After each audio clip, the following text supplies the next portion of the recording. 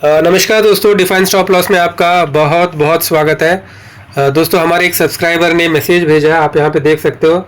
Sir और एक video बनाओ प्लीज़। तो हमने 3 हफ्ते पहले एक वीडियो बनाया था स्किपर लिमिटेड के बारे में बनाया था। तो निसार भाई जानना चाहते हैं कि मतलब और एक वीडियो इसी टॉपिक के ऊपर चाहते हैं। तो चलो अभी हम सीधा वीडियो में चलते हैं बिना वक्त। Without wasting time will directly go to the chart. तो यहाँ पे आप देख पा रहे हो, ये जो चार्ट का फॉर्मेशन देख पा रहे हो, दिस इज द चार्ट का फॉर्मेशन। यहाँ पे स्टॉक ने ये कब बनाया है, कब बनाने के बाद ये हैंडल बनाया है। ठीक है ना। जब ये हैंडल बनाया था उस समय हमने वीडियो 3 हफ्ते पहले, ये जब हैंडल बन रहा था उस समय हमने वीडियो बनाया था। और ये हैंडल बनाने के बाद इसका ब्रेकआउट ना देते हुए स्टॉक अभी दोबारा नीचे की तरफ आ रहा है। ठीक है ना। तो अभी निसार भाई ये जानना चाहते हैं, उन्होंने 517 पे स्टॉक को खरीदा है। कितने पे खरीदा है? 517। और अभी स्टॉक ट्रेड कर रहा है 520 पर। तो थोड़ा हल्का फुल्का सा इसमें प्रॉफिट हो रहा है। लेकिन अभी जो करंट सिचुएशन है स्टॉक का, तो करंट सिचुएशन ये है कि स्टॉक अपने सुपर ट्रेंड के एकदम बेस पे खड़ा हुआ है। ठीक है ना। 512 ये इसका बेस है। तो अभी जो सिचुएशन इज वेरी फ्लूइड। यदि यहाँ से ये सपोर्ट ले लेता है तो बहुत अच्छी बात है, सपोर्ट लेके ऊपर जा सकता है। और यदि ब्रेक डाउन करता है, इस सुपर ट्रेंड को यदि ब्रेक करता है, तो फिर ये आपको ये वाले जो लेवल से इसको दिखा सकता है। ठीक है ना। इस बात का निसार भाई आपको इस बात का ध्यान देना पड़ेगा।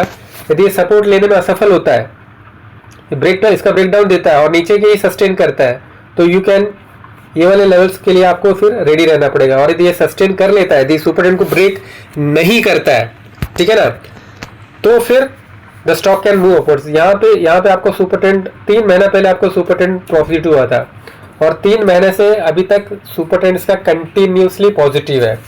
तो हम यही उम्मीद करेंगे, हम यही दुआ करेंगे कि इसका सुपर ट्रेंड ब्रेक नहीं होना चाहिए। और यदि सुपर ट्रेंड ब्रेक हो जाता है तो फिर आपको अपने डिसीजन के ऊपर और एक बार दोबारा सोचना पड़ेगा। ठीक है ना। और स्टॉक इसलिए भी कमजोर हमें दिखाई दे रहा है क्योंकि इसका आप देखोगे, इसका जो RSI है, RSI बहुत कमजोर हो चुका है। इस पे RSI हम इस पे RSI लगाने की कोशिश करेंगे और देखेंगे इसका जो RSI है 41 का RSI, which is not at all acceptable. RSI 50 के नीचे आ चुका है। 50 का नीचे का RSI एक वीकनेस माना जाता है। ठीक है। इसका वीकली RSI देखोगे तो वीकली RSI ठीक ठाक है। ठीक है ना, 60 के आसपास है। लेकिन दिक्कत जो है वो है आपके डेली RSI में। ठीक है ना। वीकली RSI आपके 57 है, इसमें ज़्यादा कोई इशू नहीं है। इशू जो है आपका है डेली RSI पे। डेली RSI कितने पे चल रहा है? 40 पे चल रहा है, 41 पे चल रहा है। तो मतलब अभी स्टॉक बहुत कमजोर हो चुका है। सुपर ट्रेंड के बेस पे ट्रेड कर रहा है। 20 डे SMA को तो इसने ऑलरेडी ब्रीच कर ही दिया है। अभी सुपर ट्रेंड के बेस पे ट्रेड कर रहा है और RSI जो है 41 का लेवल है। तो स्टॉक को हर हाल में यहाँ पे सपोर्ट लेना ही पड़ेगा, इसके अलावा और कोई रास्ता है ही नहीं। यदि ये सुपर ट्रेंड के बेस को ब्रीच करता है और फिर नीचे की लेवल्स पे सस्टेन करता है, यदि मान लो इसने ब्रीच कर दिया, कोई बात नहीं। यदि ब्रीच कर दिया, ब्रीच करने के बाद यदि दोबारा ऊपर आ जाता तो फिर चिंता की बात नहीं है। लेकिन स्टॉक ब्रीच भी करता है और फिर नीचे के लेवल को सस्टेन भी करता है, तो फिर चिंता की बात है। फिर आपको अपने जो डिसीजन है उस पर दोबारा सोचना पड़ेगा, इसमें बने रहना या ना रहना। वो फिर आपको एक बार you have to take a call. I am not a SEBI registered advisor, I am not a SEBI registered analyst. तो आप जो भी डिसीजन लोगे, होल्ड करने का, बाई करने का, एग्जिट करने का, जो भी आप डिसीजन लीजिए, अपने जो फाइनेंशियल एडवाइजर है उनसे प्लीज कंसल्ट कीजिए। उसके बाद जो भी डिसीजन आपको लेना लीजिए। पिछले 3 महीने से इसका सुपर ट्रेंड पॉजिटिव है। ठीक है ना। तो हम यही दुआ करेंगे, यही प्रार्थना करेंगे कि इसका सुपर ट्रेंड पॉजिटिव ही बना रहे, इसको ब्रीच ना करे। और यदि यहाँ से सपोर्ट लेता है तो then we can expect a good move on the upper side. ठीक है ना।